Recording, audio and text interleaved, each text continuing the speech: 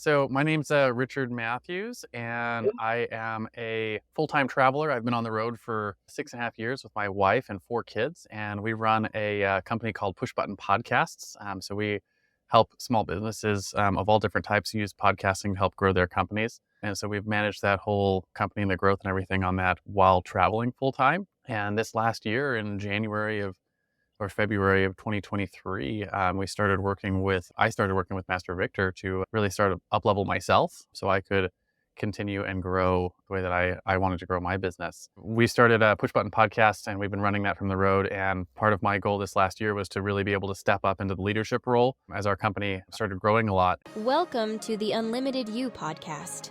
Believing firmly in the limitless potential that resides within each individual, your host, Master Victor Almeida, a distinguished martial arts expert, is here to guide you in unlocking your inner power.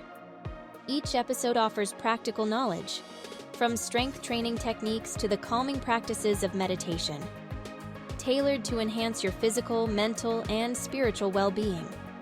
Join us on this empowering journey and embrace the warrior that lies within you.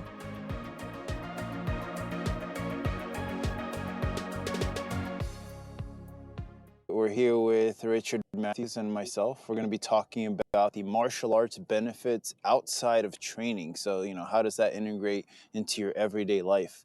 And we have some, first-hand accounts here. And Richard will be giving us some insight on how, training martial arts has changed his life in many ways. And you want to say a little bit about yourself? Yeah, so my name's Richard Matthews, and I am a full-time traveler. I've been on the road for 6.5 years with my wife and 4 kids, and we run a company called Push Button Podcasts. So we help small businesses of all different types use podcasting to help grow their companies. And so we've managed that whole company and the growth and everything on that while traveling full time. And this last year, in January of or February of 2023, I started working with Master Victor to really start up level myself so I could continue and grow the way that I wanted to grow my business. We started a push button podcast and we've been running that from the road. And part of my goal this last year was to really be able to step up into the leadership role as our company started growing a lot. And I know part of that for me was getting in and starting to work with you and sort of up leveling my own personal performance. Yeah, and I remember when we started, working together, you originally wanted to practice martial arts to get essentially the physical benefits of it, being able to do more exercise with your kids and all these other things. And after talking with you a lot, there have been kind of unexpected results from the training that you didn't necessarily think of when you first started training. Would you say that's pretty accurate? Yeah, it's really accurate. So like I know when we first started talking, my goal was I call it fit young forever. I want to be fit and young forever. That's my goal. And part of that is just like I've got a bunch of young children, right? I got 4 kids, ranging from 4 to 14, and we travel and we adventure a lot. And I was just like, I want to be able to keep up with them as they grow into their, young adulthood and young adult lives and whatnot. And my son wants to learn to windsurf, so I want to windsurf with him. And my daughter has different things we want to do, and we're trying to travel the world, and we want to be able to like hike Machu Picchu and do all those things. And I wanted to just be fit for those things. And so when we started, I wasn't even thinking this is going to benefit my life and my business and other things. I was just thinking I can use martial arts as a way to get fit, and getting fit is, it's part of my life goal anyways. So I was on, I know a lot of people when they talk about getting fit, they're talking about like losing weight and getting stronger and stuff like that. I was actually going the other direction. I've always been scrawny. I was like 119 pounds a couple of years ago, and I've never been over that, and I've never been able to put on muscle or gain weight or do any of those things. So I wanted to get bigger. I could actually, have a good physique that goes along with that. And I wanted to have all of those benefits. And then the stuff that we're going to talk about today, a lot of it was unexpected. It wasn't part of like why I wanted to train in martial arts. It was just like benefits that started happening. Yeah, and I guess a good starting place for that would be enhanced cognitive functions. And what I mean by that is, cognitive as in like your brain thoughts, brain thought patterns, and how quickly you're able to think and, navigate through different situations. Because through our training, where you're having to exert yourself physically, but still have this kind of awareness of yourself and the things around you. And the more you train, the more exhausted you get, and it kind of forces you to really narrow down that focus into the moment. And how would you say that the martial arts training has enhanced that cognitive function in your everyday life? So this comes up pretty regularly in the business world, right? And so we're constantly, especially like the way that we're growing and everything. Our company, like I said, I mentioned this before.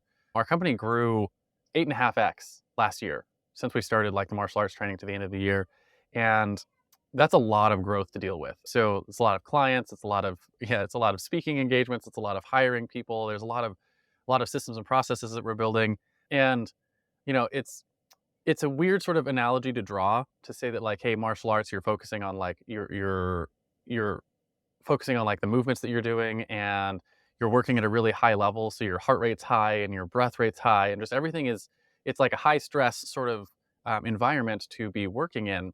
And one of the things that you teach regularly through that is like how to do the breath work and how to enhance your focus, so you're not focusing on like the stressors, but you're focusing on the actual actions that you're taking.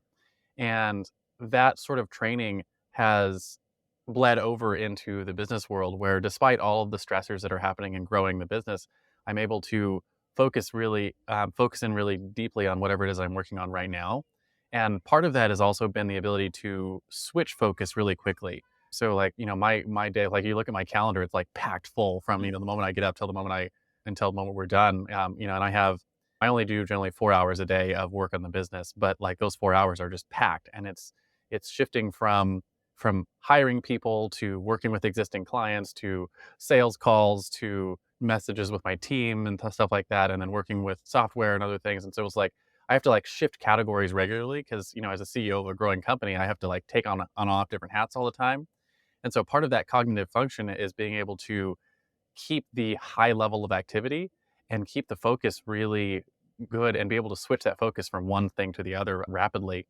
And I know that this has been one of the most stressful years that I've been through from a growth standpoint, but looking back on it and actually like going through the process, it was easier than less stressful times in my business, if that makes sense, because of the additional training I had and because of all the Mm, work we've been doing on learning how to focus and handle the high levels of stress, where it's like my baseline for how well I handle that stress and handle those kind of things. I'm using the term stress like to cover both eustress and positive and negative stress, because it's not all negative stress. Like it's we're doing cool things, but my baseline for what is actually hard has changed a lot.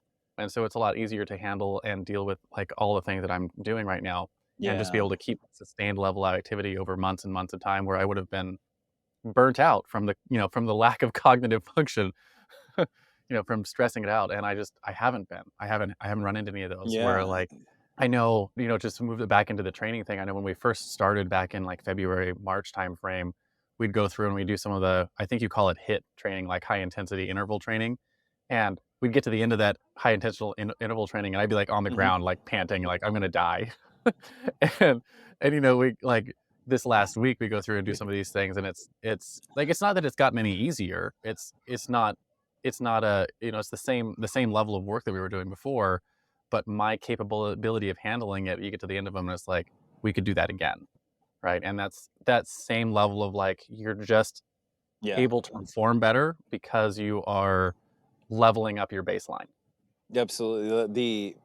That limit, not only cognitively but physically, has increased, so you're able to kind of squeeze more out of your time and maximize that 4 hours that you are working in a day, essentially. And you kind of mentioned the improved concentration and focus that you've seen, where you know there has been new stressors introduced into the workday, and you're training and being confronted with these different new stressors as well in our training, through doing burpees, these massive amounts of kicks, push-ups, squats, the Yeah. very If intense I rub my exercise. shoulders, it's because And yesterday was all shoulder that day. learning how to yes. And like that essentially gets you to like calm down in those states where it's some people might be out of breath completely, where now you've learned to essentially establish a lower baseline of, you know, keeping that heart rate lower, breathing better. And, how would you say that, like, your concentration and focus has increased outside of the dojang? So that's been a really interesting transition for me is the your ability to shift focus is I think is where I have noticed the biggest benefit.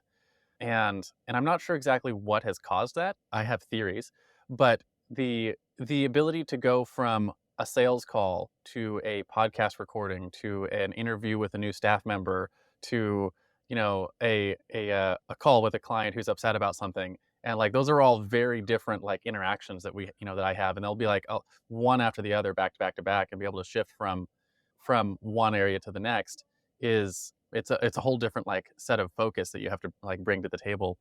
And there is a marked improvement that I have seen in myself to just be able to switch gears. And it was something that I started noticing probably 2 Mm, or 3 months into the training, where I'm like, "Man, I'm finding that I don't need nearly as much, like, decompression time between changing gears," if that makes sense.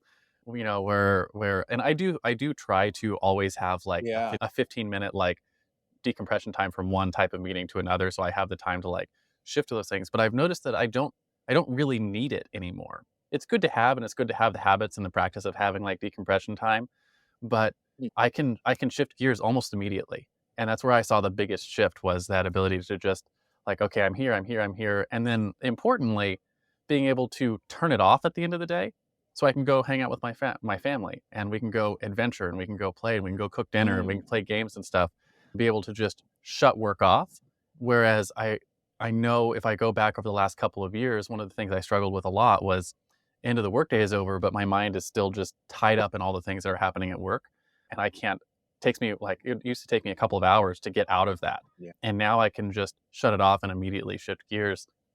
And like I said, I don't even know why that would be, like what in the training causes that, but that's the biggest shift that I've noticed. Yeah, and the way that I look at it, at least, is, through the training, you're causing the mind to really focus on what you're doing.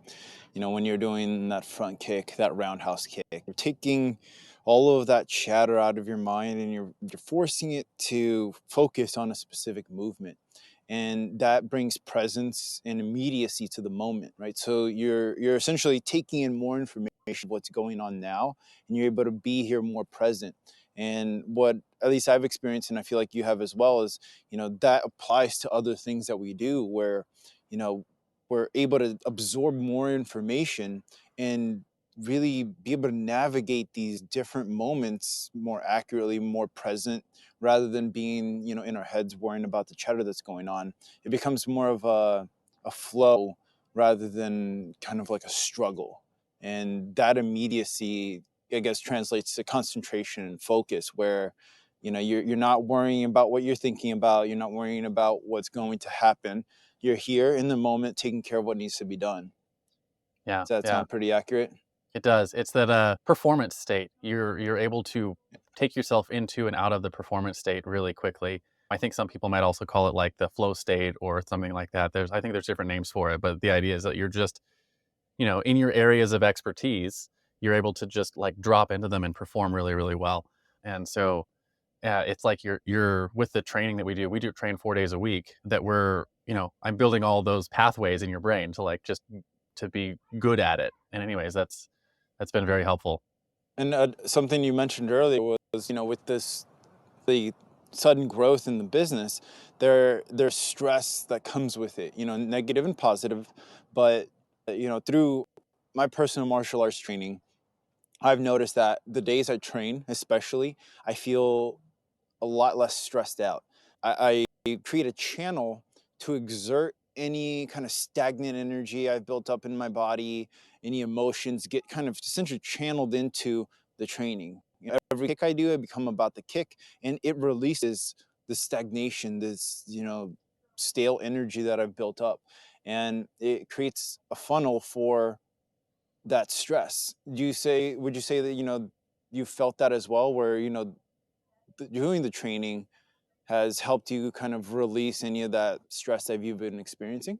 Yeah, so I probably look at it a little bit opposite, where I'm like, I don't necessarily look at it as a, like, this is where I'm gonna go and release my stress, and I realize that, like, the way I look at it, I'm like, I look forward to the training because I know, like, I need it kind of thing. And the stress gets released and those kind of things, and it does happen. Hmm. But I know, like, the days when we don't train, I know we do our rest days. By the time, like, Monday rolls around, I'm like, "Man, I need to get out and do these things again." I'm starting to realize that there's a portion of the training where you're like, when you really push yourself hard physically, it helps, like, my job is not a physically demanding job, right? Yeah, to we're keyboard warriors, right? We are working on in a digital business doing audio and video stuff, and, like, we click buttons on a keyboard and make lights happen on a screen, right? Like, we're not digging trenches or doing battles or any of those kind of things. It's a very, for lack of a better word, it's a sedentary type business. And so, like, while there's a lot of activity and there's a lot of stress there, again, both positive and negative, it's all very stationary and very, like, to your point, it's almost like a stagnant kind of stuff. So it's all up in your head. And so getting to move and push Hmm. yourself beyond your limits, like, we adventure all the time. We regularly do things like windsurfing and hiking and all that kind of stuff, but it's a when it happens kind of thing. But to have the training be a thing that you're doing on a regular basis, we do it Monday, Tuesday, Wednesday, Thursday. It's become a part of, like, I don't even know what you'd call it. It's like a health benefit of just, it gets you moving and it gets everything moved and cleared out, and you just feel better and you feel like you're ready to show up for the day. And I know we've done a Definitely. couple of different things, like, because we both travel, the time has changed a little bit, from morning or the afternoon or in the evening and whenever we do the training. And I've noticed, like, for me, the best time seems to be, like, in the morning. If I start my day off that way, and it's like I'm like a clear slate and, like, you're a clear mind and a clear body, and you can just show up and crush it. But even when we Yes. do midday or the evening, it's the same kind of thing, and the benefits sort of, like, last for a good long time. I know, we take a break here and there for holidays, something like that, and I'm like, "Man, you miss it, and you miss the showing up," which is weird, because when I first started, and it was like you get to the end of the Hmm. training thing, and you're laying on the ground puffing, huffing and puffing, going like, what am I doing to myself?" But you get to the point where, like, you start to see the benefits of it, and you're like, I need more of that. And I still, like, in my head, you tell us that sometimes you do, like, 5 hours of training, and I'm like, Yes. that still seems very intense to me, but I can see how you would get there because of the benefits Yeah. you see from it. You're like, "Nope, Yeah. this makes everything else better." Exactly. And, I feel like you and Zachary are to the point where, you could do an hour and a half or 2 hour training very easily at the way you guys are training now. And, my own personal experience in that, when I was teaching in Clinton, Maryland, I was running a school. And before I would go in to actually teach, I'd have to teach like 50 kids per class. And the days I would actually exercise before going in, my coworkers would be like, "Hey, oh, I can see you worked out today." I'd become in like a lot more cheerful, more energy versus the days, where maybe I had to do paperwork or I was, busy and I wasn't able to get to the gym. Like they could see that difference. And, the more you do it, the more, like you said, you want to do it. You start to correlate that benefit to the exercise, and it becomes something that, you know, really benefits you outside of just the training. You carry it with you throughout the whole day. Yeah. And, that kind of As you brings us into like improving the productivity and the resilience. Yeah, Yeah. go ahead. I have something like a metaphor for people. If you ever heard of, I'm sure people have heard of things that are like an acquired taste, like coffee is an acquired taste or beer is an acquired taste. And what's interesting about things that are acquired tastes, so to speak, is your body actually develops, like, it responds to things.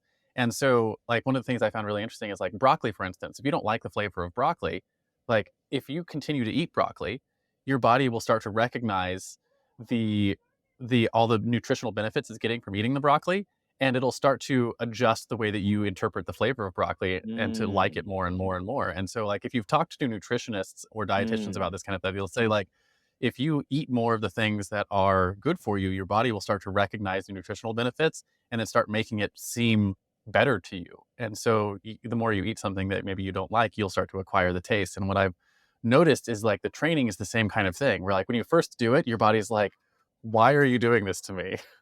This is not pleasant. I don't like it. But as you start to get all the benefits from it, right? You start Yeah. to get the mental benefits and the sleep benefits and the health benefits and like the just all the things that we're going to talk about through this show. You start to like your body starts to like change the way that you feel about the training. Where instead of being like, oh, we're going to train today and it's going to be painful and whatnot, you're like, Yes. I'm really looking forward to it. And then you get to the point where you're like, not only do you look forward to it, you're like, I need this. Like I have to do more of this. Yes, absolutely. And, I've experienced kind of the opposite in a sense where, I've started eating those good foods and I felt that effect. And then what's also happened is the foods that weren't good for me, like let's say fried foods, I've started to, get a smell of that. And I don't want to eat that because my brain has correlated that to being not good for me. So, where, the more good things you do, you start to kind of wean off the bad things and it becomes kind of a funnel for all all the goodness in a sense. Yeah. And through our training, you know, the more you get into it, the harder it's been getting. We've been introducing more intense exercises, more difficult kicks, getting deeper into the calisthenics. And in a sense, we're kind of increasing the productivity of our training. Your body's becoming more efficient at doing these things. Would you say that has also transitioned into your everyday life where you felt more productive when you are working and through the difficult situations of your workday? You've been since essentially more resilient through those difficult moments? Yeah, absolutely. And so I know I mentioned earlier, like one of my things is like I only work my work day is 4 hours a day, 4 days a week.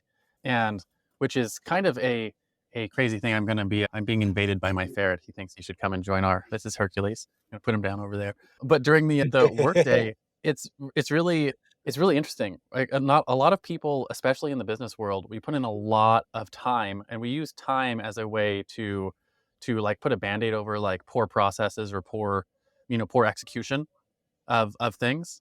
And I started putting in a limit on like how much time I actually wanted to put into work, which when you do that, when you say like, hey, I'm only going to put in 4 hours of work today, and you keep the same goal of I want to grow my company, then the only lever you have to pull is your execution, right? Because you're like, I can't just add more time to my day. Otherwise, I'm spending all of my time working and not any of the time doing the things that like I actually want to do, which is like, I mentioned earlier, windsurf with my kids, or they're going through art classes right now, and I take art classes with them, and we play board games, and we travel, and we adventure, all that kind of stuff. Like, I want to have that time with my family outside of work, but I still want to grow my company. And so, if like we mentioned earlier, we 8.5x our company in 2023, and I was pretty stringent. Like, I only worked 4 hours a day, 4 days a week doing that.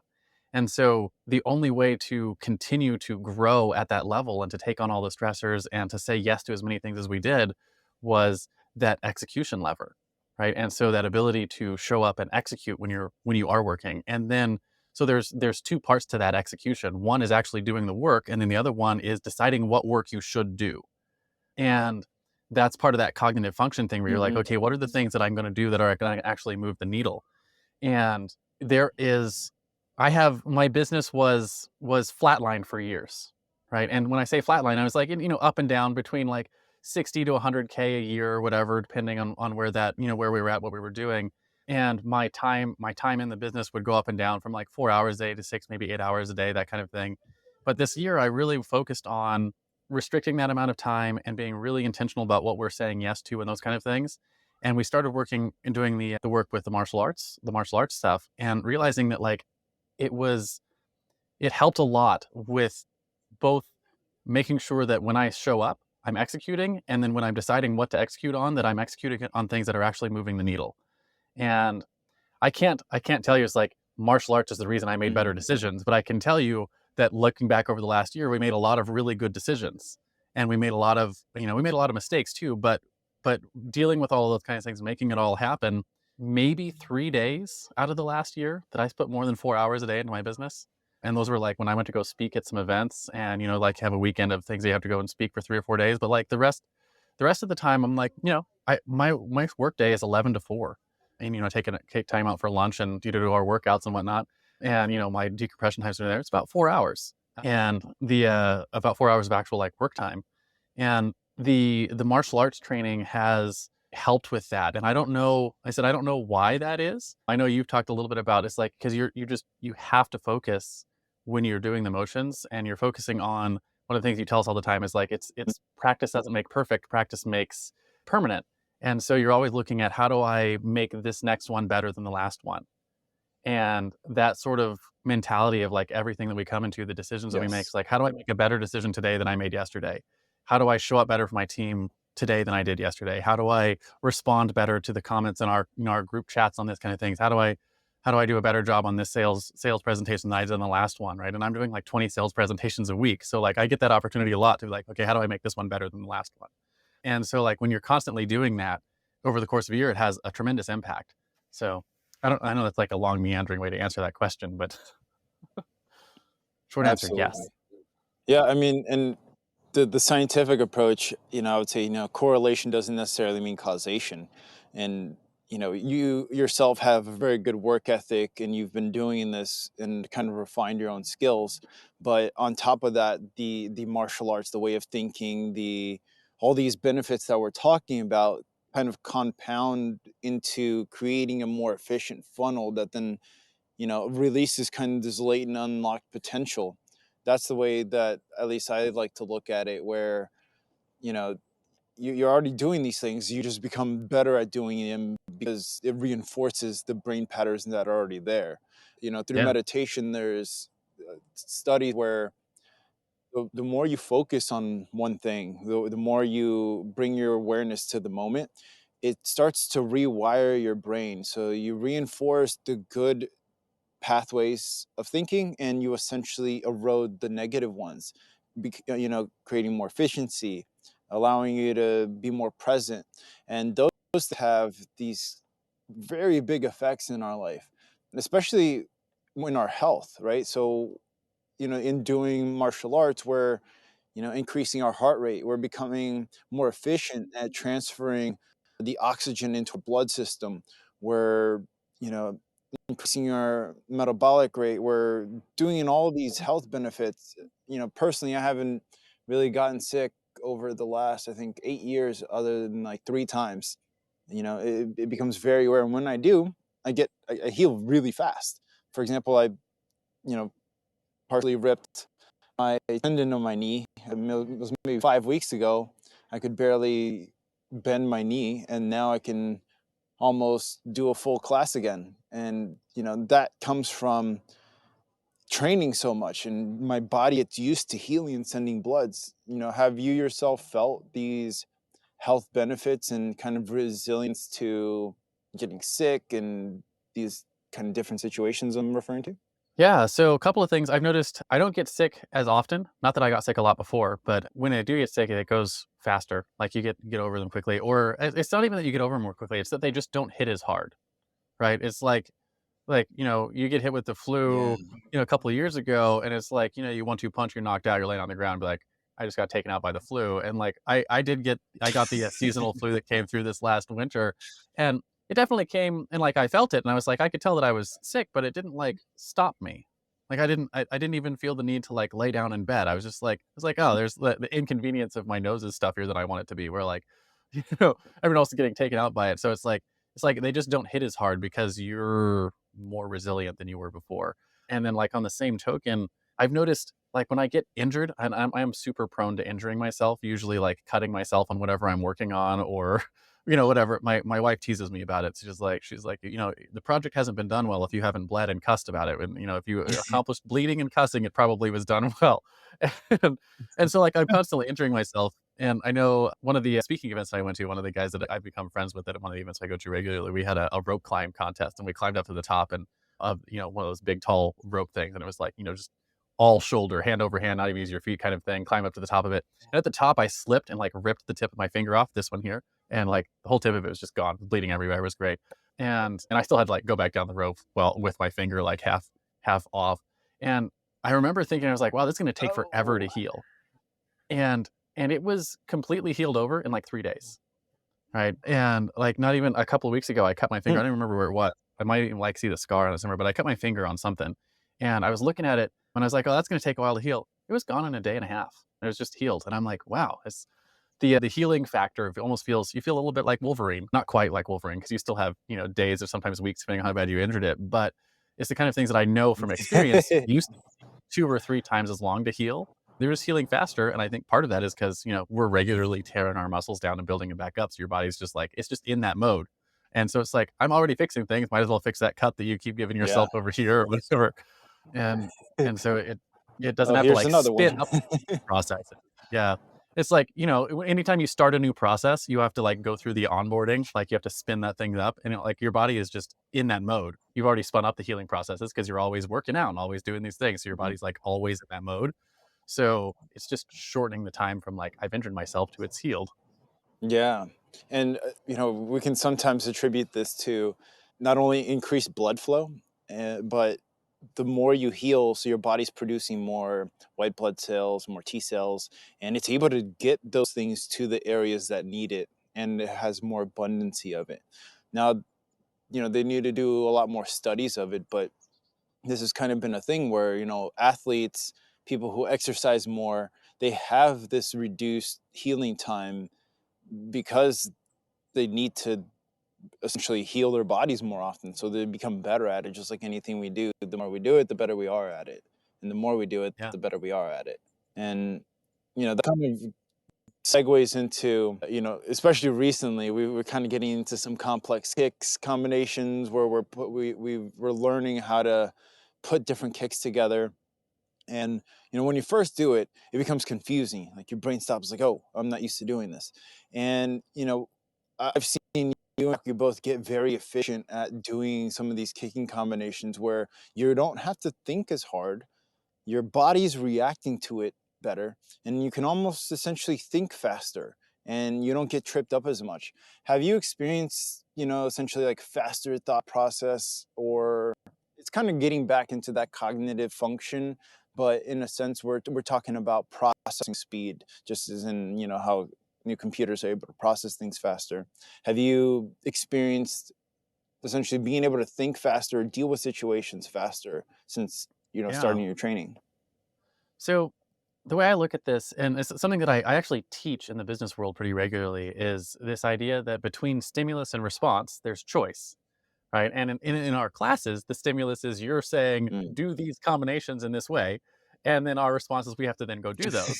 And so when you first start any process, anything that you're getting good at, the amount of time between stimulus and response is a lot of like decisions that you have to make. And so it's the process of mastery. And the process of mastery is always, here's the stimulus, what are the decisions that I need to make? And then you have the response, what you actually do. And so the process of mastery is always, it's always like, let's spread those apart and then master each of those individual decisions. And then you can compress the amount of time between stimulus and response. And so like, that's what we do all the time. And that's something we teach regularly in the business Mhm. world. But one of the things that's interesting is like, just like anything else, it's a brain pathway that if you practice it regularly, your body gets better at it. Your brain gets better at it. Everything you just get better at that process of mastering a thing. And so you're giving us these complex or more complex combinations. And I know like you show us some of the demonstrations of like where we're going to get to in a couple of years. And I'm like, man, that still seems impossible. But I know the stuff that we're doing now is more difficult than the stuff we were doing a few months ago. And we go through that same process where it's like the first couple of times you do it, you're like, oh, that's complicated. And so like we'll do the same like set of things. You'll have us rep through it like 3 times. And like the first time we'll stumble through it, and the second time we'll do pretty good at it. And by the time we get to the third one, we're like, oh, we've got that down, and now we can do that combination, right? And then we can, if we go do like a fourth round, it's like it's pretty clean. Mhm. And if we go back 6 months ago, by the time we get to our fourth rep through it, we're still struggling with it. And so what you're seeing is you're seeing that shrinking of time for that mastery thing. And what I've noticed is that the more that we practice that muscle of mastering a new skill or a new set of skills, it just shows up everywhere else. And so when you're working on new things or you're dealing with new Yes. situations, the same brain pathways are used, right? It's because stimulus comes in, you have the decisions that you make, and then the response you have to them. And since we're regularly working on that set of brain pathways, you see that you get better at all of it. Where it's a faster ability to take the stimulus, make the decisions that you need to make, and respond to them. And so you're essentially being able to take the training of mastery that you're teaching in martial arts and then apply that same mastery training out in other places.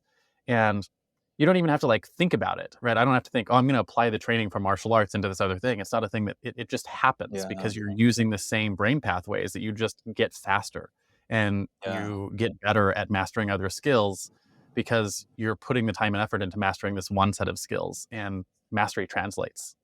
Yeah, I agree. Absolutely. And the martial arts is you're essentially learning how to learn. And especially at a young age when kids learn how to do martial arts, they're learning how to learn everything else. And then that gets applied. They learn fire spinning, martial arts, art, and they learn faster because they take those pathways, just like you're saying, and they're able to apply to anything they do. They see it, and then they can more easily reproduce it with their own bodies, with their own minds, no matter what it is. Let's say it's math, art, English. It teaches you essentially how to take information and, without thinking about it, process it and then do it. So it Yeah, reduces the amount of time it takes you to learn something. And I personally attribute it to why I've learned to do all the things I do. I blow glass, I do martial arts, I'm a computer scientist, I do a whole bunch more things. And each one of those, it has taken me less and less time to essentially refine it because I learned martial arts at a young age and I've been able to take that knowledge, the way of learning, and apply it. It's essentially the science of growth. And you'll see a lot of cultures, especially in Asia, where they teach martial arts to kids. You go to China, you have a lot of kung fu. You go to Korea, everyone's learning taekwondo. And those kids are at a very young age learning how to learn. And I think mhm, it's a very important thing that maybe, in the future we can integrate into our culture here in the US, where, we're teaching kids these very important tools of how you learn, which, today is kind of taken for granted. Yeah. yeah. I know one of the things that's been really And, fascinating is we're doing this through training. through martial arts, We might be talking over each other just a little bit, but I was gonna say my go son ahead, go ahead. is training with us, right? So it's you're teaching the class, and it's my son and I, and I've noticed the same things with my son, with particularly with the learning how to learn aspects of martial arts. Mm, Is because my wife and I, we homeschool, and so we get to see a lot of what they're doing and how they're learning it. And over the course of the same last year, my son has picked up a lot of skills that are really advanced, especially for a kid his age. And so, like, he's learned to write novels, and so he's on his second novel that him and his friend are co-writing together. And he learned how to train AI bots to like specifically talk in the language that they created for their novels. He's learned how to do like art design using one of the AI art creation tools. He's going through an art class that he just started yesterday, and like I looked at his, he's really into birds of prey, and so he's always trying to draw peregrine falcons, and they look like child's drawings, and they have forever. And then like yesterday, he goes through one 40-minute class, and it's a 25-hour class that he's going through on birds of prey. And he gets through the first hour, but he shows me the bird that he's drawn, and it looks really good. Like it looks like the bird of prey that he was trying to draw, and I'm like, it's like his art skills went forward 6 years in 25 minutes. And it just blows me away how quickly he's mm, able to pick things up. And he's learning to cook, and he's learning to fire spin. You've seen him do that. You're teaching him some of the bow staff fire spinning. He's learning to windsurf. He picked up windsurfing in like half the amount of time it took me to do it. And so it's like at 14 years old, he's got to the point now, and he's starting to recognize it too, where he's like, Dad, I can pick up skills really, really fast. He's like, if I want it, I can just go and get it. And that, I think, it's like a superpower that we're giving him, that he can just grab skills and pick them yeah, up, and it all goes right back to yeah, that faster absolutely. thought process. Yeah, exactly. And like the further we get into it, the more reinforced that skill becomes, where, you know, you get to this point in learning martial arts where the moves become so precise, and you're forcing your brain to focus on these little tiny details. And that reinforces paying attention to the small details you would normally essentially not think about when you're watching a demonstration. For example, watching somebody draw, and you see how they go about it, and then you can more easily reproduce it. And that's amazing that he's able to already essentially apply that elsewhere. That's beautiful. Yeah. Yeah. At Fera Academy, we believe every person has unlimited potential waiting to be unleashed. Join our academy and discover your inner power through disciplines like Taekwondo, Brazilian Jiu-Jitsu, Muay Thai, martial arts weapons, and more. Our experienced instructors empower you with the skills, strength, and wisdom to become an unstoppable warrior. Train in a focused, inclusive environment where you'll progress quickly. Learn meditation, nutrition, and breathing techniques to develop a balanced body, mind, and spirit. Uncover your true potential and prepare for life's challenges at Fera Academy. Start your journey. Visit feraacademy.com today.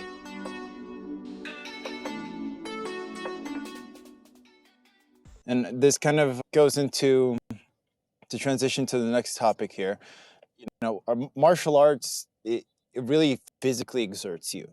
And by the time you're done training, usually we're exhausted. And, sometimes, not all the times, but it causes you to exert energy. You feel drained. You usually have to eat afterwards, get some protein, hydrate yourself.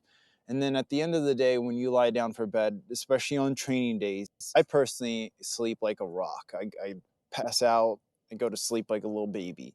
Where before, when I wasn't training, I would sometimes stay up till like 2, 3 in the morning, looking at my phone and not be able to go to sleep. Where, on the days that I really push myself, I'll go to bed and within like 5 minutes, I'm out. I don't know if you've experienced this where the quality Yeah. and the speed at which you go to sleep has increased. Yeah, absolutely. So my wife could probably actually tell you all about this if you asked her about it. But if you go back the last 4 or 5 years, one of the things that I've been trying to figure out was how do I fix my sleep?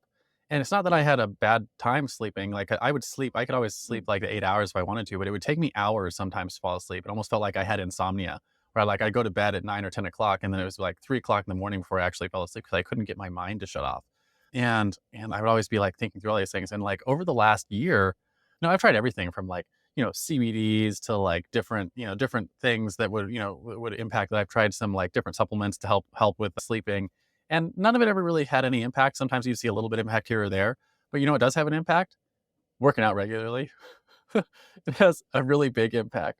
And now, like, we put our kids to bed at like 8:30, 9 o'clock at that time of night. And like, I now, like, if my wife and I want to hang out and like watch a TV show or do something together after the kids are going to bed, I have to put extra thought and effort into that because I'm like, I'm tired. I want to go to bed, and I'll lay down and then I fall asleep and I sleep all night. And it's definitely it's a result of doing the training where your body is you've used it, you've used your body and it knows and it needs the sleep, so it just falls asleep. Hmm. And it's the same kind of thing as you start to build that falling asleep process.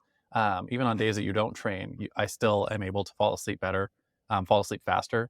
And now I probably haven't seen 1 or 2 a.m. laying in bed in probably 6 to 9 months because I sleep every day. And like generally it takes me, over 10 to 20 minutes to fall asleep, where for Yeah. 35 years before that, that wasn't the case, right? It would take me hours to fall asleep. And so it's a big shift for me. And then same kind of thing, I on the other side, waking up in the morning, because I'm sleeping better, I wake up more refreshed, you get more energy, have more of everything available to you because you're sleeping better. Yeah. And something that a lot of people don't think about is also the breath work and meditation. That for me is also really helpful when I can't sleep. I'll meditate right before I go to bed, and that helps me get into a more relaxed and a calm state. If I really can't go to bed, let's say I had an emotional day, I'll do some breath work. And the breath work is really good at essentially channeling and releasing any of that stagnant emotion that you built up. And I know we've Yeah. been doing, not as frequently, but we definitely do some meditation and breath work in class. But, for everyone listening out there, if you don't, if you're not able to get that exercise in, maybe meditate before you go to sleep, maybe do some breath work before you go to sleep. And that helps get your mind in that kind of state, more relaxed state, gets that chatter going away rather than having your brain constantly think. And that really helps you go to sleep a little bit faster.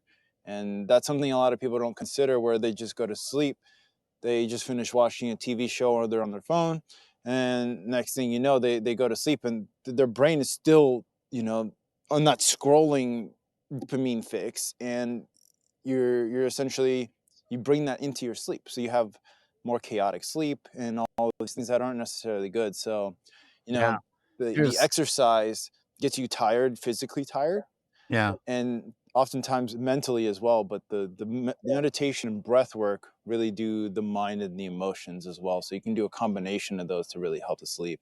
So it's like if you look at it, the couple of things that I noticed, like, we talked earlier about being able to switch gears better, like that improved cognitive function and focus. You can switch Mhm. gears more easily. So like bedtime in your body, you can just switch into bedtime mode, and so you can move more quickly into like The switch, yeah. that new switch. So like you switch faster, and you're like, boom, now I'm here. And then like the breath work and the meditation. And I probably don't use this as often as I can, but one of the things I have noticed when I do remember to do these, because I'm still learning all of this stuff from you, is like one of the things that you do in the meditations is you have us like pay attention to everything in your body. And you realize, like, when you're sitting there, when you're not paying attention, how much of your body you've got tense. Like you've got your abs tense, and you've got your arms tense, and you got different muscles that are just like tense because you're holding stuff there and you don't even realize it. It's just the way your body is operating. And when you start to pay attention, you're like, you start at your feet, you move up, and you just sort of like relax all the muscles all the way through your body. And it's one of the things that like I've learned through the meditation stuff with you is like how to actually like pay attention to everything in your body and to relax everything.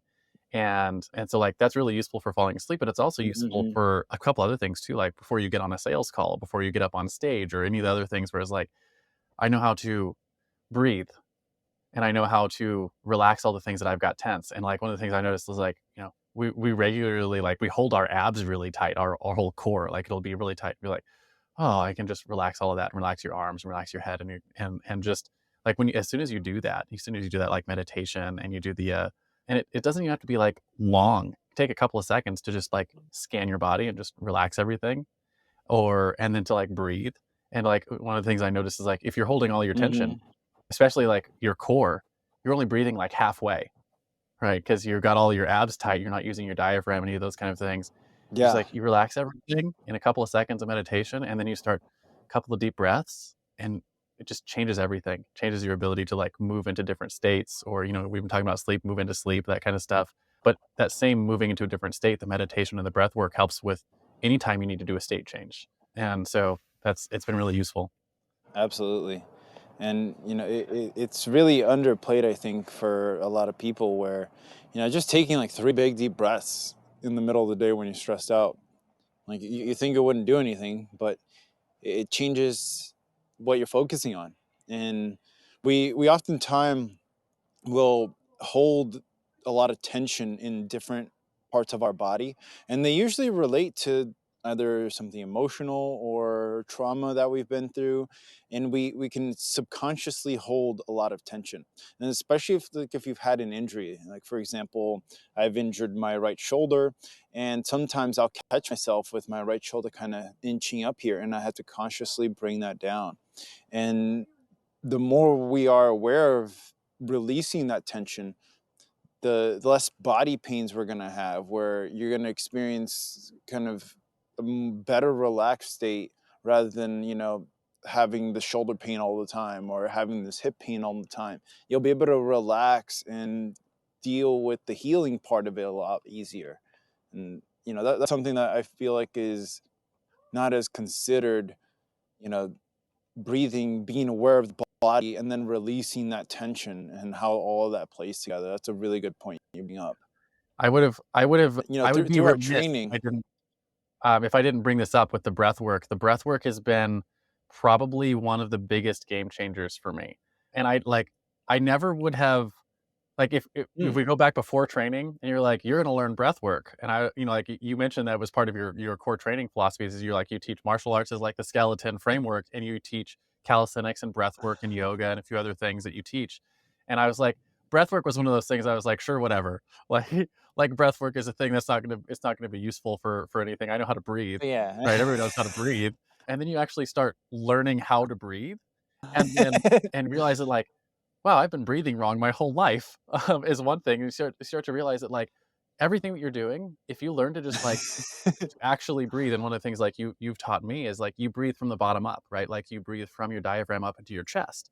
And it's one of those things that like you hear like I know people are gonna listen to this podcast episode and hear me say that and be like, how is that valuable? I I promise you it's one of those things, everything that I do, if I just, before I get on a sales Yeah. call, before I get on with my staff, any of those things when you like all the way through class, it's like, don't forget to breathe, don't forget to breathe. Remember, focus on your breathing, focus on your breathing. And that's when we're Yeah. operating at like super high levels, right? When you're operating, when your heart rate's 170, you're really pushing yourself, focus on your breathing. And so if you take that same lesson and you start applying it to all the other areas of your life, you're cooking food, you're playing with your kids, you're showing up for your meetings, you're getting on stage and you breathe, it sets everything else like right. Like you can Mm. focus better, everything in your body operates better. You can Yeah. that whole all the cognitive function, like all the things that we've talked about, stress reduction, improved cognitive function, the health benefits, the faster thought processing. It's like you have to breathe. If you don't breathe, none of those things happen. And so like the breath work Mhm. it's been a game changer. I never would have admitted that to you or even known that before we started this training. Yeah, absolutely, absolutely. And you're talking about the breathing in the high performance zone. Like I really found the importance of that because I've through my early years I didn't used to breathe very well. I've actually fainted from not breathing while exercising, and I've hit my VO2 max and not breathed very well. And I've gone and puked. We kind of spoke that the last episode we recorded, I think, with Freebird, and these things of not breathing well, you can literally suffocate yourself, and you're not getting oxygen to your brain, and then you can't think. So it's so underplayed where when you do breathe well, you get oxygen into your body, you alkalinize your blood, and you release a lot of the tension, you bring the awareness to the moment. And a lot of people don't connect those two. They're like, oh, breath work, oh, it's whatever. But it's so powerful when you do it correctly. And then if you learn to integrate it not only in your relaxed moments, but especially during those high interval trainings, and it can let you go longer. It can let you break your limits and establish a new, That maximum for yourself where that is before you would have been on the ground, passed out. where it triggered that's where it triggered for me, because it was probably 3 months into the training. We were still in Mm, Florida. It was, like, the middle of summer, and it's, like, 95 degrees out. It's super hot, and I remember, like, we're doing these exercises and, heart rate's getting up into the 170s kinda thing, which is, it's high. It's a lot of effort that you're putting in, and I remember something clicked because you kept saying, focus on your breathing," and I was like, "I don't understand what he's saying, like, I am breathing." Like, that seems like, I don't know why you're keep telling me that. And then it finally clicked one day where I was like, and I don't know how to describe it until you've been through it. There is a point where is if you can just put all of your attention on the breathing, then your body just does all the other things for you, right? It's the closest analogous I can come to is like when you're yes. driving, and you stop paying attention to your driving, and then you're just like you show up at home and you're like, oh, how did I get here, right? Because it's all on automatic. Is that the focus on the breathing is a mechanic by which you can put your body into that automatic state, right? Where you can start letting it go into let it Mm, just do what it mm. does. And one of my favorite movies is The Last Samurai, and I know they have the sword fighting scene where he's getting his rear end handed to him by the couple of kids with the swords, with the wooden swords. And the one of the master swordsmen is like, too many minds, too many mind. He's like, he's trying to tell him to focus less on his thinking. And so that's where, like, for me, what you have been saying over and over again is focus on your breathing, is to not focus on the action that you're doing, because you know how to do the actions. You've been training these things. Focus instead on your breathing and let your body just do what it does. And that's how you get into that mastery state. And then what I've noticed since we started Yes. doing that is that as soon as you start doing that, your heart rate starts to drop while you're doing high intensity exercise. And now, like, when I actually focus on my breathing right, I can keep my heart rate under 150. Whereas before it would have been at 170, 175. because I'm focusing on the breathing, and your body will just do what it does, right? Because you're not focused on all those things. Your body will just operate at Hmm. peak efficiency, and it's like your mind is getting in the way of doing those things. And so, like, it's really important in the high intensity training, but it's also, I've noticed, you can do the same thing in every other area where you have to perform, right? Like I said, whether that's cooking or it's playing with your kids, or if it's Yes. windsurfing or speaking on stage, or the things that like I do regularly, the sales calls or meeting with your team, same thing. Focus on the breathing. You know how to do what you need to do. It's just going to happen, right? That's for that mastery thing. You, especially with skills that you've mastered, like if you'll just not focus on them, you can operate at peak efficiency in those areas. And for me, breathing was one of those big ones. Yeah, absolutely. And you're speaking about lowering that heart rate and being able to increase the endurance during these really intense exercises. You know, it sounds like you've essentially increased your energy levels in a sense, or the ability to tap into latent energy. Have you experienced any increase in your energy levels outside of the training, where in your everyday life? So I tease my wife. I say there's more of me to love, right? So I sent you, probably, I think I sent you a couple, like last month. I did all of like my body measurements and whatnot, and I added like 3 inches to my chest over the last year, and like 3/4 of an inch to like all of my limbs, my thighs and my calves and my arms, my forearms. Like I've actually been able to build muscle for the first time in my whole life, and a lot of it comes from the training, and so like that is like there's actually more of me. And so like that's a physical representation of that, is like there's actually more, right? There's more muscle, it's more dense. And so, but that it's not just the physical part, there's also the energy part that goes with that. With the trained muscle, the more dense muscle, the more you have more energy, you have more stamina, you have more strength. And just all the way through, there's more Richard than there was before. Right. And so that goes all the way down to your thinking and the cognitive ability and all the things we've talked about before. Is like there's just there I can bring more of myself to bear to any situation, right? And Hmm. the threshold for like when you find it stressful or when you find it like difficult changes. You've lowered it because there's just more available. I think in the weight training world, I think they call it this strength to weight ratio, right? Where a lot of people are focused on things like their Yeah. maximum strength, like how much you can lift. And like what we're talking about here is like is just how much strength you have for who you are, for like your person. And then like that goes to your strength, it goes to your energy, it goes to your focus, it goes to like every sort of like aspect of who you are as a person. You're just there's more of you. So you're increasing that strength to weight ratio, right? Like I have more energy for myself. I have more focus available. I Yeah. have more energy available. And what that essentially does is the the level at which you can perform well is like it's lowered, right? So like like where things might be stressful, or is like I'm just like to a basic example, 4 sales calls during a day is a lot of sales calls, right? 4 or 5 sales calls that are an hour long each kind of thing is, you know, it's a lot of work. Mentally, it's mentally draining. And, you get to point now, it's like, you do 8, 12, 10, 15 of those in a row, and it would barely even like register on your energy scale, right? And I've noticed that happen in the training as well. I mean, like Yeah. one of the questions you ask us is like, "How you feeling?" Like after we finish one of the hit things, and we go back to early summer of 2023, and I'm like I'm dead, like my arms don't work and my legs don't work and my lungs don't work anymore. And you go to like, this last week, how are you feeling at the end of those? And it's like we could do it again, right? Like like we could do it. We could, that's where you mentioned earlier, like, Hmm. you and your son could probably do hour and a half long training or 2 hour long trainings now, whereas like 6 months ago we couldn't, right? And that's just because there's just more available. There's more strength, there's more fitness, there's more energy, there's more of everything available to you because you have built the baseline. Yeah, sounds like we need to turn it up a little bit. And the kind of also applies for people who are overweight. Like when I started training, I was pretty fat. I weighed about 240 pounds.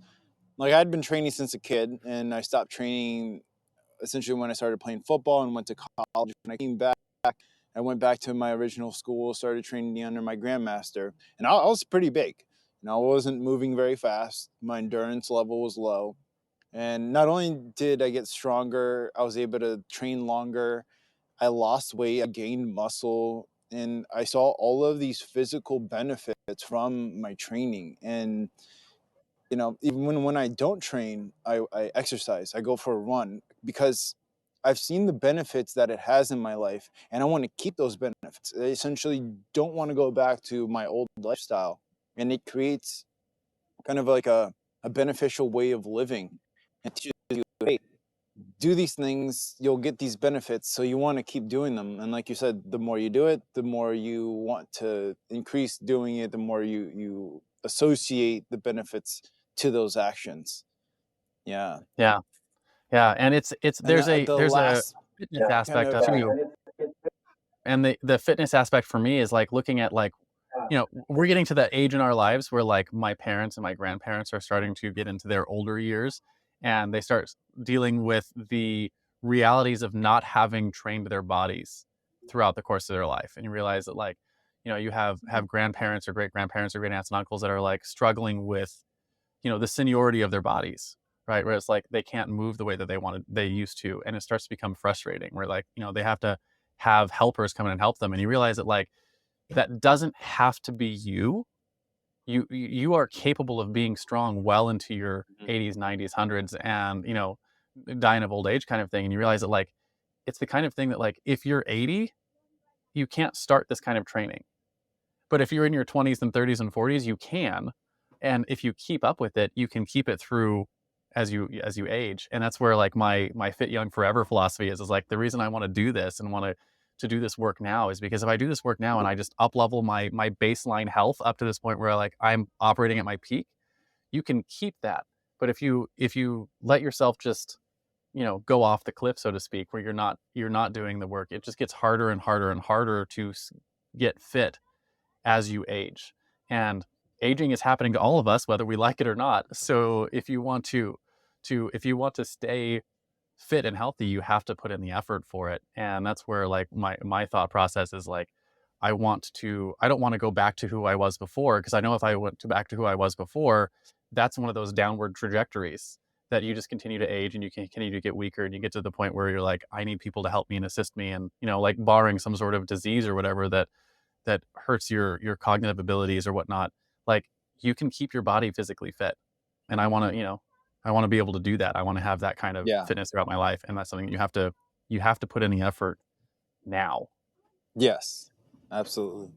And that lets you do things like being able to go have fun with your kids and whatever they want to do, especially as they reach adulthood, and go do things with your friends that maybe other people couldn't. And I guess this ties into you know enhanced social skills and teamwork. In our training, I don't necessarily think that we directly train this. Now, sometimes we do train partner sparring where you have 2-on-2, and but what I think martial arts does as far as like social interactions is through our breathing, through having stressful training.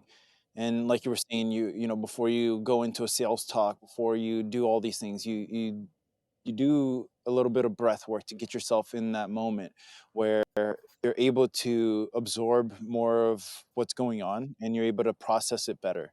Have you seen these benefits or effects also in your social life and how you deal with friends, how you deal with family and other situations? Yeah. So one of the things that I think is really interesting is a lot of people think that having social skills is related to whether or not you're introverted or extroverted, right? And it's like extroverts have social skills and introverts don't, and that's actually false. So the reality is when you're with people, an introvert can be incredibly social, and then when they're with people, like the people drain them, right? Like it drains their energy. And extroverts, when they're with people, they can also be incredibly social, but when they're with Mm. people, it energizes them. And so, like, I'm naturally an introvert, and yet I'm a CEO of a company, which means that I'm on sales calls regularly, I'm on team calls regularly, I'm doing interviews regularly, I'm speaking on stages regularly. So, like, I'm always in social situations where I've got, or from one to, 200 or 300 people that I'm interacting with on a daily basis. And the things that I've noticed is it does still drain me, right? So that doesn't change. It's not going to change like your baseline of like, being in these social situations is an energy intensive thing for someone who's an introvert like myself. But what has changed is all the things we've talked about. Like you have more energy, you have more focus, you have more abilities, like when something is stressful, like, before you go to speak on stage or when you have like, I go and speak at these events where like I'll have a table at the back and after, the event, like they let out for the break or whatever, I have 30 people come over and want to talk to you about what it is that you're doing. Those are like, it's a high stress environment. And just your ability to breathe and to focus and to channel your energy into that moment makes it so that like at the end of the day, the same kind of thing, you're not dead, right? You're not dead at the, it's like, the hit training, you get to the end of it, it's like, 6 months ago, I'm like this training and I'm tired and I'm exhausted at the end of this training. And the same kind of thing in the social situations where like at the end of the day, I might have been tired and exhausted and dead. And now, at the same time, I'm like, I could do that again, right? I could go and do a whole nother day of this event and I would be fine. And so it's changed sort of like just the amount of Richard there is available to show up at these things. So that's one aspect of it. And then the other aspect is when you are dealing with the stresses better, you are less likely to make poor decisions with your communication or make poor decisions with how you respond to like negative things that come in. There's like Mhm. to fly off the handle or so to speak when you get mad about something going wrong or something like that. You just you know you have more of that ability to I don't even know how to quite describe it. Like when, one of the things that like we talk about social skills and teamwork is mistakes happen, right? We're all human and mistakes happen with our clients, mistakes happen with our team members, mistakes happen with communication. And then those things might like directly in fact impact your bottom line or your revenue or your ability to keep a client and things like that. And you realize that like there's aspects of learning how to train and learning how to breathe, learning how to have better energy, learning how to focus better. All of those things have an impact on how you show up in those situations where like before you might have it's not that it's going to keep you from getting angry, but it's how you respond to that and how you actually show up for your team. And you realize like hey, one of our core philosophies at our company is mistakes are stepping stones to success. And it's one thing to say, but it's another thing to Mm. deal with mistakes when they happen and actually implement that core value of like, okay, here's a mistake that was made. And instead of flying off the handle and getting mad at you and burning a relationship with a good team member, right? Or burning a relationship with a good customer, being able to show up and be like, okay, where is it that our process failed here? And can we enhance our process instead? And maybe make a better checklist or maybe make a better set of like quality review things so that this mistake either gets caught earlier in the process so it doesn't reach to the customer, or that this mistake doesn't happen again in the future at all, which is a much better, more thought out response than why did this happen? You're dumb. Like, like there's different ways you can handle those things. And doing the training, all these things that we've talked about have Yeah. made it so that it is easier to show up and make good decisions that make your team stronger, that make your relationship with your clients stronger, that make your family stronger. Because you have the same kind of things happen in your family with your kids, right? When oh, I've got a toddler at home, and I don't know if you've ever raised a toddler before, but they're like little demons in human body form. And I know a couple of years ago, my littlest one would drive me bonkers to the point where I'm like, it, sometimes I want to throw her out the window. And the ability to handle those stressors just goes up a lot. Where now I can just sit with her while she screams, right, Yeah. and sit with her while she's going through these things, and Mhm. she's learning to be human. And that's like it. It's like the social skills and the teamwork. It's not necessarily that like you still have to build the social skills. Martial arts isn't going to make you a social master, but the training is going to make it so that you have the the mental capacity to handle those kind of things and to just show up and be a better version of yourself. Yeah, the self-control, and that's kind of one of the biggest benefits that breath work has done for me personally, where since I've started, especially the meditation that we've been doing through Ananda, it's allowed more space in between the emotional response and then action, where I feel this emotion coming up, and now there's like a little space in there, and it's gotten bigger, where I'm like, oh, I can breathe, I can look at it, I don't have to respond, and then I can handle the situation better rather than having an emotionally compromised response to a situation where it may inflate it, it may make it worse. And that's not what I want to do. So, these tools, essentially, we're learning tools, and through the meditation, through the breath work, and through the baseline of the physical exercise, providing a channel for that stress to then it'll allow you to then handle these situations better where you're not compromised by the emotion or the chat in your mind because Yeah. I'm not the best in very large groups of people, very sensitive to what's going on. So when lately we have been, like, let's say I go to a festival and there's a lot of stimulation going on, I'm able to breathe, I'm able to calm myself internally, not get compromised, not get in a state of chaos internally, and it makes it so that I can handle any situation with calmness rather than being influenced by it. And that, I think, Yeah. is one of the most critical things that we as people can learn, because the only thing we can control is ourselves, and we can only control like what we do, what we say, and we can't control other people. So that becomes very critical. Yeah, Absolutely. I know it's the thing we talked about earlier, like between I stimulus and think that response, was there's that was like the it's last one.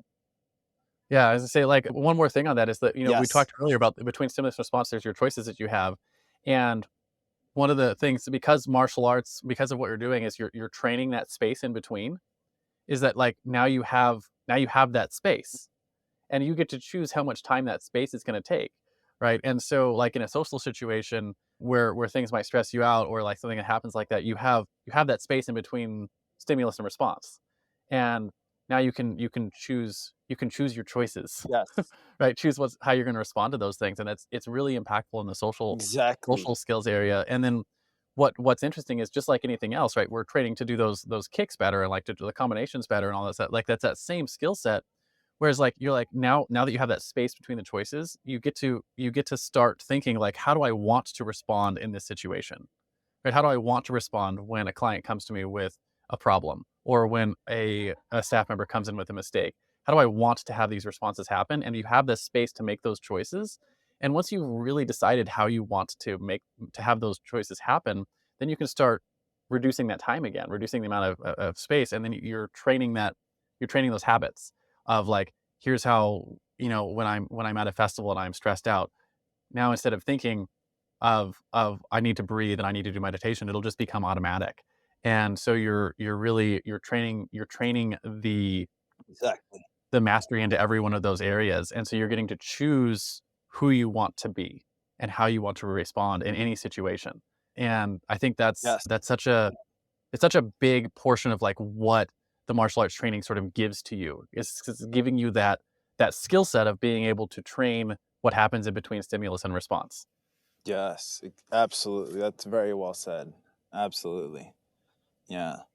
That pretty much covers a lot of, how our training influences our everyday life. I mean, it's so impactful.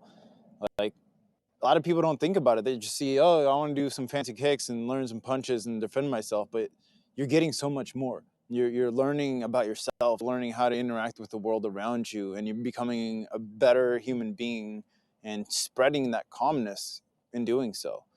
Is there anything else you'd like to share?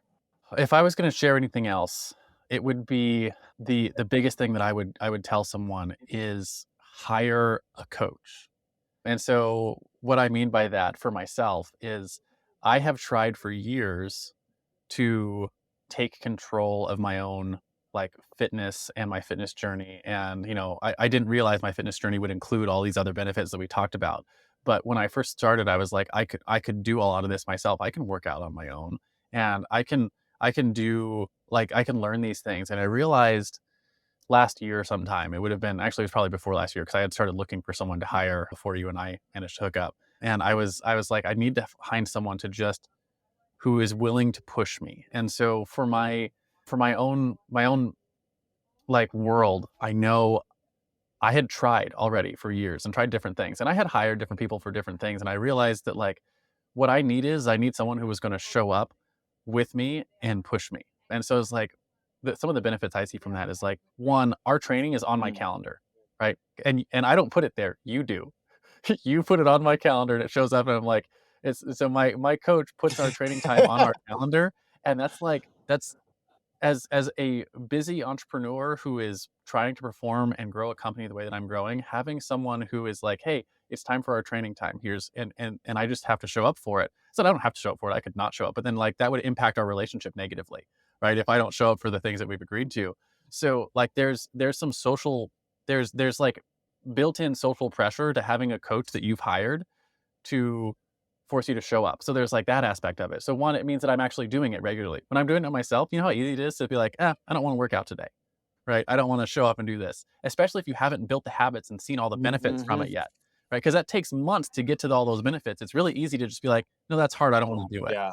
But we have that social benefit of I'm paying you, so we have a paying relationship, and there's the social aspect of like I've said I would be here, so if I don't show up, I'm lowering my integrity both in your eyes and mine, right? And so it has a negative thing there. So it's actually it becomes a way Mm. for me to make showing up and doing what I know I need to do an easier decision to say yes to. So there's that aspect of it. And then there's the second aspect of it, which I didn't realize until we started training, Yeah. and that is how much more I am willing to put on the table when you push me and say you've got more, right? Whereas if I was doing it myself, Mm. I wouldn't hold the stretches as long. Mm.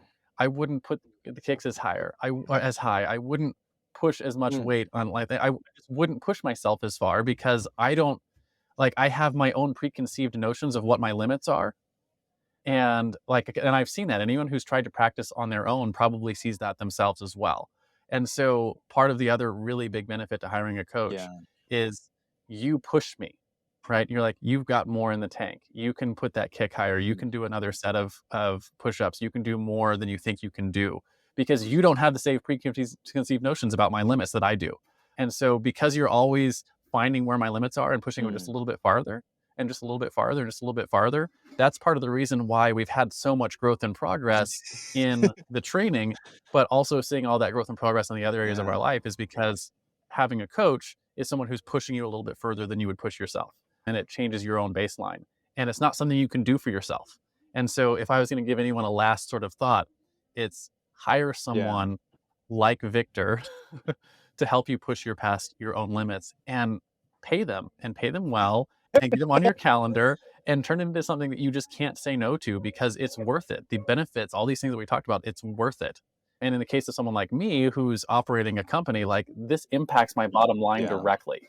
And so it's a worthwhile investment in yourself and a worthwhile investment in your business. And to kind of add on to that, make sure, there's all these trainers out there, and someone who's going to push you well knows what that limit looks like. So they know, how you kick, your body stance when you're kicking, what you look like at the limit of your push up, and how much more you can give so that you can do it safely. Because you know you can get hurt by pushing yourself past the limit in the wrong ways. And through working with you, the first few classes, we did some exercises just to kind of get a feeling for where you're at.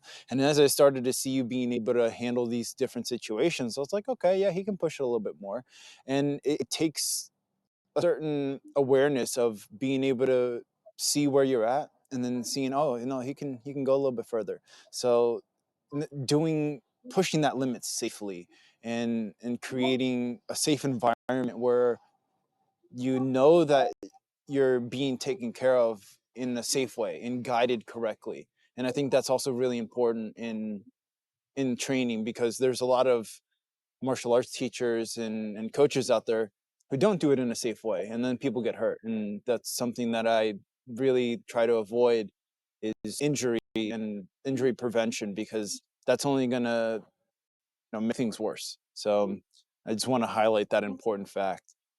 Yeah. I don't know if you wanted to The other share thing that I want to point the out, metrics this or is my shameless, yeah, I was like, I want to do one more shameless plug just for Victor and for Fera Academy. And that's one of the things that has really been beneficial to me is that you don't just have us do the workouts, right? And the workouts are great. And I love that we're doing the workouts and what you're doing, but you're also it's obvious to me that you're continuing your own education in the areas that you are coaching us in. And you are educating us on things like how our muscles work and how they connect together and how this exercise fits in here and how the stretching fits in with what we're doing and how the breath work fits into all this. And you have a comprehensive sort of like understanding of the human body and where we're at and like, and how to modify things for my son, who's a young teenager, or me, who, I'm, well past puberty, right? I know like I have different limits than my 14-year-old son does. And the way that you are able to just understand those and help push us at different levels, and educate us through all of those processes, I've learned a lot about my body and how it works, and like just understanding like my muscles and stuff like that, all the way to the point of like, I had a friend of mine who was like, I started working out and like I'm having this problem with my back and it hurts really bad now. And I was like, have you done any of the antagonist muscle workouts? It's like, or are you just working out the one side? Because if you don't work out the antagonist muscles, like you'll start pulling yourself forward or whatever. And it was like things that I wouldn't have known until you started teaching me about them. And so he started looking into that himself, and he started doing the antagonist workouts for the muscles that he was working on. He was like, that it changed the game. And it's like, it's little things like that when you find a good trainer, who really understands, is really looking at making their craft better. That's where, I think having someone like you has really changed the game for someone like me. And then to your last point, the actual stats, for our company growth, I'll pull up the screenshots. We can put them in the edit for this episode. But December of 2022, we did $5,000 in revenue for Push Button Podcasts, and December 2023, we did $43,250 in revenue, which is about a little less than 8.5x revenue growth year over year. And if we include the first week of January, that number is actually it's a little closer to 50,000, so which is like 9.5x. So it's almost a 10x growth in just over a year time frame. And that 10x growth is, like I said, correlation, causation kind of thing. It's not 100% because of martial arts, but martial arts was one of the things that if I hadn't done it, if I hadn't been putting in this effort, I don't think I would have been able to manage the growth. Right? I don't think there would have been enough of me available to handle that. And so like one of the other things that I was doing last year is, a good friend of mine was like, hey, if you want to grow your company, he's added billions of dollars to like the bottom line of companies that he worked with. So like I listened to him regularly. He was like, say yes, until it hurts. And then he's like, and then fix the pain. And so like part of that process of growing was just saying yes to a lot of things. And so, I don't want people who are watching this to take that the wrong way. It's like, you have to learn how to say no first before you can say yes. And I'd gotten to that point. I already knew what to say no to in my business. And so once I learned that, then I was able to start saying yes to more things. And the amount of things that we said yes to last year was a lot. A lot of different things in a lot of different areas and a lot of different things that really helped grow the company. But I couldn't have said yes to all of those things if I didn't have the energy and the cognitive function and the ability to handle myself the way that I would, because I would have run out of steam, right? I would have run out of like energy to do all those kind of things. And like one of the metaphors that I use regularly and like the whole work-life balance thing is like, people think of work-life balance of like, hey, you have to have, to even out the scales. And I've always hated that metaphor because I think it's more akin to like a rubber band where, you can stretch the rubber band. And if you want forward momentum, though, you have to let go of the rubber band. You have to go back to the relaxed state. That's how you move forward. And so you have to be able to stretch and release and stretch and release. And when you see that mirrored in the training, where you have your training days and you have your rest days, your training days and your rest days, so you see that. But also the amount of work that we put in has really helped grow the amount that we can stretch the rubber band and the length of time that you can keep the rubber band stretched for. Right. So I can operate at peak efficiency and at like the top of my game for a much longer period of time. And that was something that really impacted our ability to grow as much as we did, is ability to hold that stretched period and to work at a high rate for a longer period of time. I wouldn't have had that ability if it wasn't for the martial arts. So while it's not the only thing that led to the growth, it's one of the things that enabled us to be able to say yes to what we said yes to, if that makes sense. Yeah, absolutely. Absolutely. And that rubber band analogy, I love using that for your muscles. If you don't use them, you don't stretch them, it becomes crusty, and then you can't even stretch it and it breaks. So, the more that you work it out, the longer you can stretch. And then, like you're saying, the more you can use that and it becomes more flexible. Absolutely. Very well put. Yeah. Yeah, yeah. I think that pretty much covers everything. And if y'all want to, look into our training, you can go to feraacademy.com/u to find out more information.